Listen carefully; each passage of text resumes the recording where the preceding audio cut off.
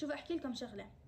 انا والله بحلف عشان هيك، عشان يعني عشان تعرفوا والله العظيم اني كنت عن جد مقرره اول اشي اشلح الحجاب، بعدين قررت اتراجع والبسه، مش عشان ترند.